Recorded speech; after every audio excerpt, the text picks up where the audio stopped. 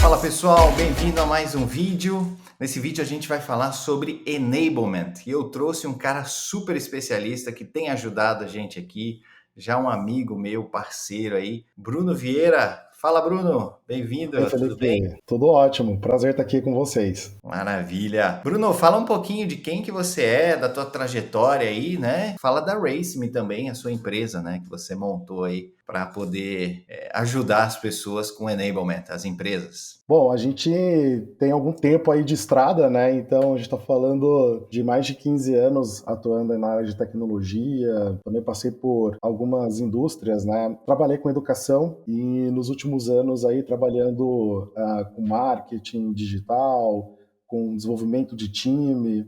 Então, dedico hoje a minha carreira a desenvolver líderes, né? E nesse processo aí de desenvolvimento de líderes, a gente identificou algumas oportunidades, algumas dores no mercado relacionado à prática, né? Então, uma coisa é a teoria, o que a gente está ensinando para a liderança, outra coisa é no dia a dia, e aí a partir disso nasce a Racing, que é essa integração, né, de educação e de acompanhamento ali, uma ferramenta para a liderança poder botar em prática, né, aquilo que aprende. Show de bola. Bom, vamos falar então, pessoal, o que que é enablement, né? Um termo que não é muito conhecido no mercado e se o pessoal sabe o significado de enablement, isso fica muito teórico, né, na cabeça do pessoal, muito superficial. A ideia é que a gente aprofunde um pouco aqui e fale na prática como isso pode ajudar as empresas. Para isso, você trouxe uma apresentação, né, Bruno? Trouxe sim. A ideia aqui é desmistificar, tirar um pouco da perfumaria em torno do termo, né, e a gente poder então mostrar que a prática, né, pode ser realizada aí por independente de tamanho, de empresa. Enablement a gente pode pensar como algo que é um viabilizador, né? É uma espécie de um hub em que tem o papel de educar o time, como se fosse uma academia corporativa antiga. A evolução dela é justamente porque a gente consegue atuar por vertical da empresa, a gente consegue entender o analista lá na ponta, entender o comportamento do cliente e viabilizar essas estratégias na prática. Enablement vem de habilitar, é isso? Habilitar, viabilizar, então é como que eu viabilizo a transformação dessas dores em playbook, em processos, em procedimentos, em treinamento e acompanhamento do time. A gente começa aqui com uma visão clássica, né, do que é um funil hoje, que é basicamente o processo ali, né? A gente atrai esse lead, a gente converte ele, passa a nutrir, se relacionar com ele e a gente identifica que ele é uma oportunidade de se tornar um cliente. O que a gente percebe é que a gente precisa garantir que esse cliente volte, né, que ele continue utilizando, que ele esteja feliz. E aí nasce essa visão integrada aí que a gente já está se acostumando a ver, e que é o funil de vendas e o funil de pós-venda, que é não só garantir que o meu cliente, né, ele vai ter acesso à ferramenta, mas que ele continue as práticas de utilização dessa ferramenta. O que a gente percebe na prática? Cada uma dessas fases aí, cada uma dessas ondas coloridas, existem gaps, existem dores que ocorrem nessa passagem de marketing para vendas, de venda para CS, de CS para suporte, produto. Então, o enablement é a cola, né, a ponte entre essas áreas e para garantir essa prática cross na organização. Não serve só para empresas de tecnologia. Eu acho que essa talvez é a primeira pergunta aí do que o pessoal faz, né? Não é só para empresas de tecnologia, obviamente que esse funil a gente aprende muito, né? Ele é um funil mais clássico ali da área de tecnologia, de inbound marketing, mas hoje é uma prática que pode ser estendida para qualquer tipo de indústria. Essa é a visão, então, né, do funil em que aquele momento que aquele lead se torna então cliente e aí a gente tem, então, o início desse relacionamento. A gente tem ali um primeiro momento que a gente busca o one moment, né? Que é quando, beleza, a gente já provou para aquele potencial cliente que a nossa solução é bacana, mas a gente precisa provar um primeiro valor. Depois a gente tem a etapa de adoção, né? A etapa de adoção é garantir que o cliente não só apenas sabe utilizar a ferramenta, mas que ele sabe pilotar ela no dia a dia. Então, de nada adianta eu ter uma boa solução, de eu ter uma boa ferramenta, um software ou um serviço, mas que depois, quando a gente sai, o cliente não consegue utilizar no dia a dia porque é complexo, porque ele não entendeu ali na prática. Depois vem para a etapa de expansão, né, que é quando a gente está encantando tanto o cliente a ponto de ele querer mais, né? Então, ou ele pedir mais um serviço da nossa empresa, ou expandir para uma outra feature. Ó, posso talvez dar um exemplo aqui, Brunão, focado em outro segmento. Eu sou cliente Porto Seguro, né? E seguro é um negócio que ninguém quer usar, né? A gente tem para não usar. Só que os caras fizeram um negócio tão legal, cara. Eles me deram um cartão lá, né? Porto Seguro, e aí você tem uma série de benefícios na renovação do seu seguro. Eles vão fazendo parte do meu dia a dia, né? E aí eu tive uma viagem, por exemplo, que eu tive um problema com o vidro do meu carro, bateu uma pedra num caminhão lá. E toda a experiência ali de eu ser atendido, agendar o negócio, ter a solução muito rápido e tal, cara, gerou uma experiência muito positiva. E a gente está falando disso, né? Não é só de empresas de tecnologia que tem ferramentas, a gente está falando de um serviço, por exemplo, como o seguro, e que consegue ter essa jornada como um todo. Tenho certeza que o time lá da Porto Seguro deve ter alguém deve ter processo, né? Deve estar treinando essa galera para fazer um ótimo atendimento. Inclusive, depois eu recebi várias pesquisas aí para saber como é que foi a minha experiência e tive o maior prazer de responder, né? Eles não se preocuparam só em vender para você, né? Eles precisam, na verdade, garantir que a tua experiência só melhore a partir da venda. Então, é exatamente isso, né, que a gente faz. A gente garante que a área lá de vendas, que te encantou lá no começo, se comunique com a área de pós-venda e garanta que essa experiência só vai evoluindo aí ao longo do processo. Então, o que a gente tem, então, como a roda, né, a engrenagem de enablement? A gente precisa ter enablement como 4 vertentes, né, 4 grandes vertentes, que é a área de gestão. Né, então, como que eu implemento técnicas de gestão para que aquela roda continue girando. People, né, são práticas de treinamento, de desenvolvimento. Aqui a gente está falando mais de soft skill, em gestão mais de hard skill. Tem a visão do negócio, né? Então é muito comum que a gente tenha um time muitas vezes até comprometido com o resultado, mas ele não tem visão de longo prazo. E a operação, né, que é o bumbo, a batida diária ali para garantia de performance. Então a gente entende enablement como um processo de melhoria contínua da performance. Quando a gente está falando de performance, isso pode ser do negócio como um todo, né? Não necessariamente de vendas. É muito famoso o Sales Enablement, né? Acho que esse é talvez quem já ouviu falar de enablement ouviu falar de Sales Enablement, que é acho que é a área que mais, por ser trazer a receita, né? E cara, já está muito mais madura de gestão de métricas, etc. A galera costuma aplicar o enablement em sales, né, em vendas, né? Mas isso a gente pode falar em qualquer área da empresa, né, Bruno? É o que eu mais ouço no dia a dia, né? Então vocês são uma ferramenta de vendas. Acaba que é uma prática que vem lá do Vale do Silício, ele já tem anos ali, né, com esse tipo de ação implementada.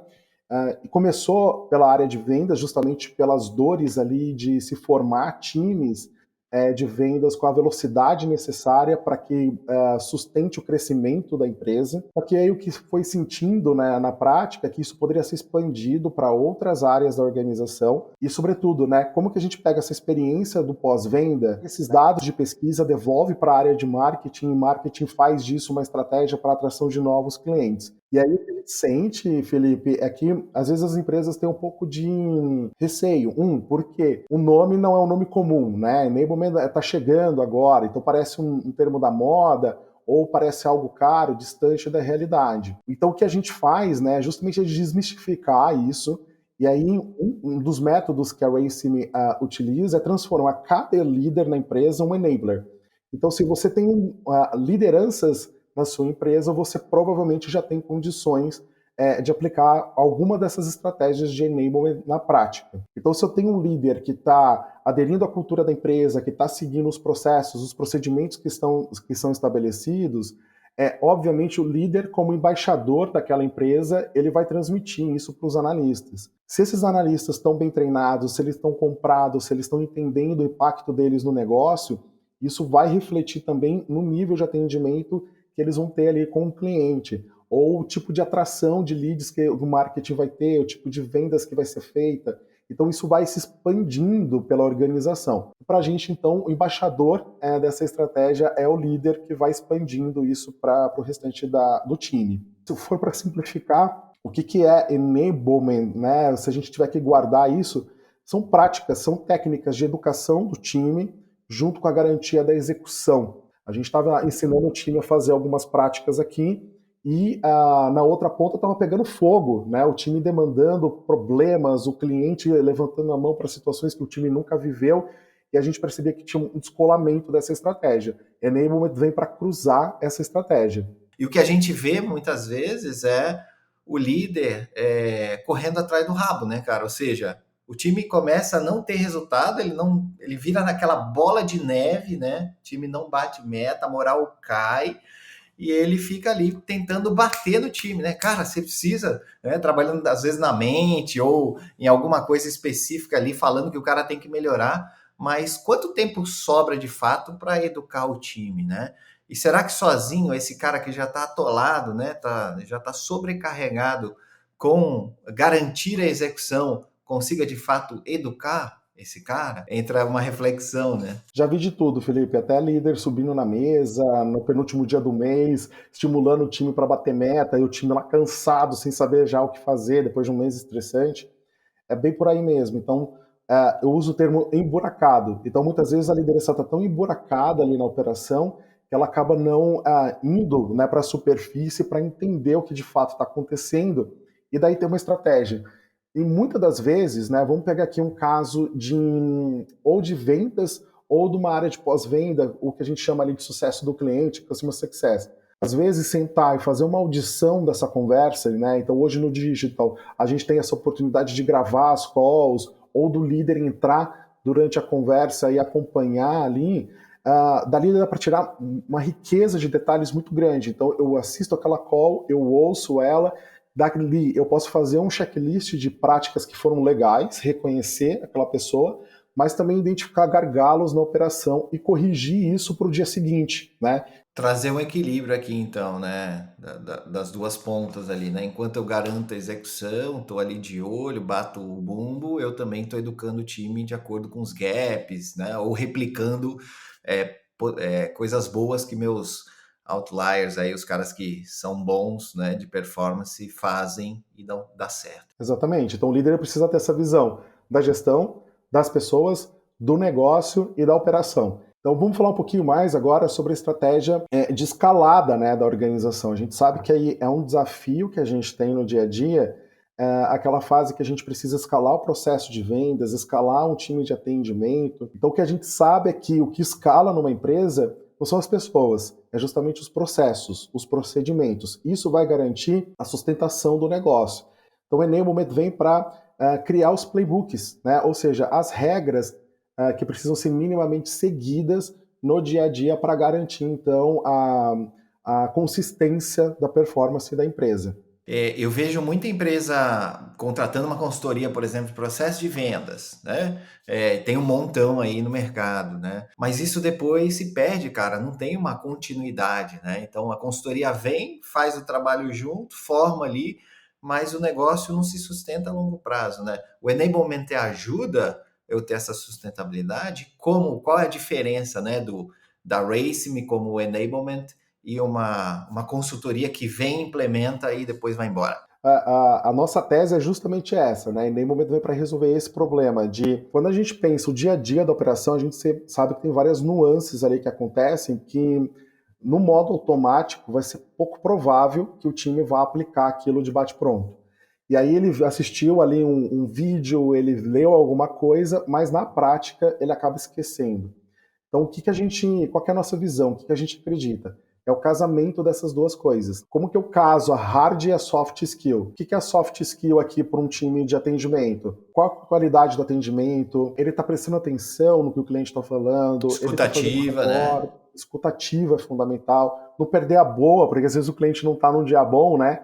E a gente acaba sendo reativo, descontando no cliente. Mas também tem um outro lado, que é, bom, onde eu vou ler as instruções para que uma call aconteça com eficiência? Onde que eu vou me apropriar de algum tipo de case que, por uma determinada indústria, que eu possa falar para o meu cliente, então, citar de exemplo aquele case. Então, quando a gente olha enablement, olhando para esses dois âmbitos, né, de hard e soft skill, a gente consegue estabelecer procedimentos para garantir a aplicação prática dela, da teoria, mas sendo aplicada ali no dia a dia. Vamos avançar, né? Então aqui a gente chega justamente nessa questão da auditoria. Pode assustar, né? Inclusive se a gente fala isso no time, né? Ah, seu time vai ser auditado, isso pode até provocar algum tipo de reação, mas muito pelo contrário, né? Esse tipo de auditoria, ela é justamente complementar à educação, né? Então ela não tem um caráter de punição. Se eu estou educando o time com algum tipo de prática, eu posso ter uma auditoria para saber se aquilo está sendo aplicado. Aprendi ali sobre um novo processo de vendas, algum tipo de técnica que eu preciso utilizar a partir de agora para um novo produto. Bom, o time implementa aquilo, começa a fazer essas conversas, começa a fazer a call, e aí a gente começa a fazer, como eu disse, audição dessa call, acompanhamento um pouco mais próximo, e percebe que tem falhas nessa execução. Pode então talvez substituir a auditoria por esse check, né? Essa verificação de fato se está acontecendo, né? Um exemplo, acho que bem prático aqui da nossa operação de vendas é que a gente percebeu que alguns vendedores eles não estavam fazendo compromisso, eles faziam aquela super apresentação da proposta, né? O cliente ficava encantado. Beleza, eu vou ver aqui, vou analisar e vou te falar depois aqui, né? Vou conversar com meu sócio, vou mostrar para o meu time, enfim. E aí esse cara sumia porque eu não tinha aquele compromisso. Peraí, legal, então, gostou? Você vai levar? Para quem, né? Quando que você me dá a resposta? Eu te dou semana que vem. Que dia? Vamos marcar uma call? Vamos marcar aqui na agenda? Que tal terça-feira, tal, né? E aí isso estava deixando a nossa taxa de conversão ali de proposta para fechamento muito baixa. A gente percebeu isso, ou seja, olha o indicador mostrando que tem alguma coisa errada, né? E a gente foi e falou para o time, treinou, né? Mostrou um exemplo, um case de uma pessoa que fazia isso muito bem. Só que depois a gente percebeu que aquela taxa não estava melhorando. O que faltava? Garantir essa execução, esse check. Olhar o indicador, identificar o gap, você treina, mas depois você garante isso no dia a dia para que não se perca. Porque é muito fácil, né? Você dá um treinamento numa semana, o cara aplica aquilo 1, 2, 3 dias, mas não vira um hábito, não vira algo consistente. A gente sabe que resultado é consistência, né? Exatamente. E é o que você disse, né? Uma prática super legal é pegar os cases de quem está mandando bem, né? Ou gravar, ou pedir para essa pessoa dar um treinamento, um depoimento e usar isso em escala, né? Então eu posso ter uma prática de atendimento super bacana, eu posso treinar no onboarding já as pessoas que estão chegando no meu time com essa prática de atendimento, ou de marketing, ou de produto, e garantir que quem está entrando já está entrando com esse tom, né? Com essa pegada que a operação precisa. Uma vantagem, né, desse tipo de técnica é que ela pode ser aplicada em onda. Eu não preciso necessariamente olhar para toda a minha operação e falar, nossa, eu vou virar a chave para tudo de uma vez, do marketing até CS, né, até a área de pós-venda, até a área de produto. Não, dá para justamente a gente entender, a partir do diagnóstico, qual é a área focal que a gente vai atacar. Eu começaria dizendo, a tua empresa tem dados, a tua empresa tem números, porque é a partir disso que a gente consegue identificar os gargalos e atuar em onda, né? A gente escolhe um local para começar. A gente vem fazendo esse processo interno, né, Brunão, de enablement, né? Talvez um pouco mais maduro na parte de vendas, né? Então a gente já tinha algum playbook, né? Eu comecei essa área ali, marketing, vendas, eu fui o cara que fez as primeiras 100 vendas dentro da minha empresa, né? E eu via o quanto era necessário a gente ter, até para eu poder passar esse bastão, né? Ter um time que pudesse replicar o que eu fazia. E aí, a gente olhando aí no último planejamento estratégico, a gente percebeu que havia um gargalo, o gargalo do churn, né? Ou seja, o cliente, ele entrava, a gente conseguia fazer, a gente é muito bom em fazer venda, mas esse cara não perpetuava, né? Eu não tenho um bom LTV, até talvez para pagar o meu CAC, né? Meu custo de aquisição. E a gente percebeu que o gargalo estava na ativação e na adoção da ferramenta. Então eu não comecei, eu fui pedir ajuda para o Bruno, né, da RaceMe, não para vendas, porque venda a gente está conseguindo vender bem, mas eu não estou conseguindo, talvez, fazer com que o cliente ative ou adote o Bitrix 24, né, que é a ferramenta que a gente vende aqui, e consiga ficar com a gente por mais tempo, dando essa sustentabilidade. E aí não tinha, a gente percebeu que faltava bastante parte de playbook, né? A gestão é uma gestão nova, então tinha bastante coisinha aí para a gente fazer. E cara, você pode ir sozinho ou você pode ir acompanhado, né? Sozinho você vai bater bastante cabeça e a gente decidiu ir acompanhado com a RaceMe e a gente vê o quão rápido, né, e certeiro está sendo essa construção desse ciclo mesmo, né? Que é o PDCA. E aí a gente vai ver essa roda girar e tendo melhoria nos indicadores que a gente está precisando aqui. Você citando o case, né, acho que é legal colocar luz num ponto que é super importante para a gente. A Raceme tem 2 especialistas, no caso aí do atendimento da BR-24, que entrou olhando pela o que a gente chama então de hard skill. O que está acontecendo ali que a gente pode então mergulhar e entender o que dá para avançar em termos de check-up de qualidade, por exemplo. Ao mesmo tempo, tem um outro especialista da Raceme olhando justamente para o time de vendas.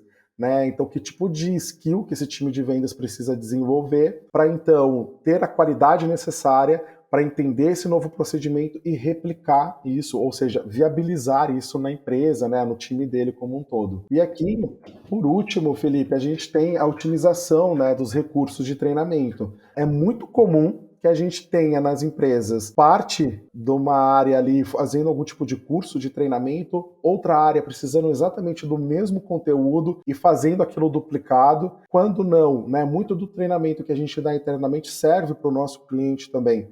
Essas práticas podem também ser ofertadas para mais de uma área, então vendas pode aprender com CS, marketing pode aprender com produto, como eu disse, e o nosso cliente também pode ter acesso a algum desses treinamentos e garantir que, ao invés de eu colocar um ser humano ali em toda etapa da jornada de aquisição, eu posso ter, de repente, algum vídeo meu que eu uso no meu time sendo utilizado ali na minha central de ajuda, por exemplo, para que aquele meu cliente também possa aprender uma alta qualidade, mas sem precisar ficar colocando gente em cima, né, para atender, que a gente sabe que quanto mais gente em cima, mais caro vai ficando o processo. E é algo bem focado, né, cara? Então a gente consegue fazer esse link, né, entre a gestão olhando o indicador, detectando os gaps, né, produzindo ali melhorias no processo ou um treinamento, depois olhando isso, garantindo que isso está na execução e fazendo esse ciclo do PDCA acontecer, né? Exatamente. E é a garantia da execução que a gente chama, né? Cada vez mais o empreendedor precisa saber se aquilo que ele está investindo, tempo, dinheiro, está tendo algum tipo de retorno para ele na prática. Vai, inclusive, de alguma forma, trazer mais conforto para a tomada de decisão desse líder, em saber onde investir em educação, como que ele continua esse processo ali no dia a dia. Legal. Acho que para finalizar o nosso papo, algumas perguntas que talvez se a gente tivesse num evento ao vivo aqui, a audiência ia perguntar lá para a gente, a galera que está escutando a gente aqui, assistindo a gente, né? Quando que eu sei que eu estou maduro ou que eu estou pronto para começar um processo de enablement dentro da minha empresa, Brunão? É importante ter algum nível de maturidade já, né, em aplicação de processos. Isso não significa que o teu processo gira redondo, né? Dificilmente vai acontecer uma empresa que está crescendo e está com um processo super tranquilo ali, super redondinho. Essas coisas quase que competem uma com a outra, né? Mas é importante olhar e entender se eu sei justamente aquilo que a gente conversou, os gargalos, né? Eu tenho uma visão do meu funil, eu sei onde está doendo mais, onde está doendo menos. Então, ali a gente já tem um indício de que a gente provavelmente vai precisar atuar de alguma forma em cima. Tem outras coisas também, né? Então, conforme o time vai crescendo, já começa a ter essa dor, porque te começa a se distanciar, né? Sai daquela visão de tribo, de uma empresa pequena, começa a crescer, as práticas começam a se dispersar, e aí então é hora de ter algum tipo de base que garanta que está todo mundo falando a mesma língua, né? Ter uma barra de qualidade igual para toda empresa. Maravilha. E qual que é o tamanho de empresa, assim?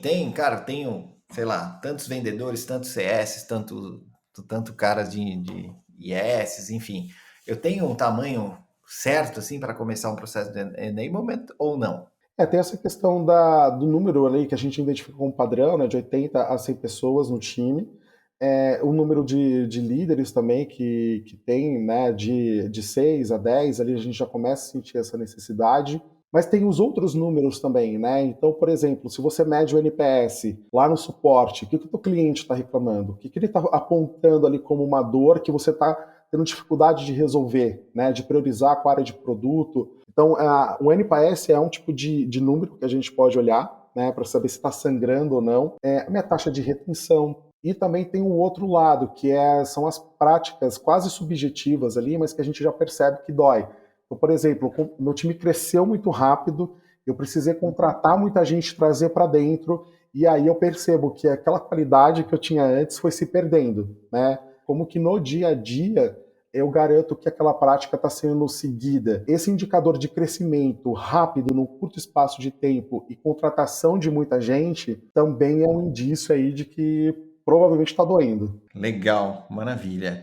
E aí uma pergunta também que veio na minha cabeça, cara, será que o meu líder aqui, né, tá tão sugado pela operação, né? Tem tanta gente entrando nova, ele tá precisando, enfim, dar atenção e garantir essa execução. Em que ponto que eu preciso de uma pessoa dedicada de enablement? Ou eu consigo sempre só com o líder dar conta de tudo? Se a gente pensar que a gente vai ter uma pessoa ali cuidando exclusivamente de enablement, o papel dessa pessoa, na prática, vai ser garantir que esse líder está garantindo a execução. Então, quando a gente pensa na tese aqui, né, naquilo que a Raceme acredita para os nossos clientes, a gente começa justamente encurtando esse caminho. Primeira coisa, esse líder tem as práticas, né, ele está olhando para isso. Conforme a gente vai expandindo, ou seja, fiz aquele crescimento acelerado da empresa, só que agora eu preciso continuar crescendo de maneira sustentável. Então, a venda precisa crescer, mas o time precisa ganhar essa eficiência. Agora que a minha demanda dobrou, eu preciso continuar com essas 100 pessoas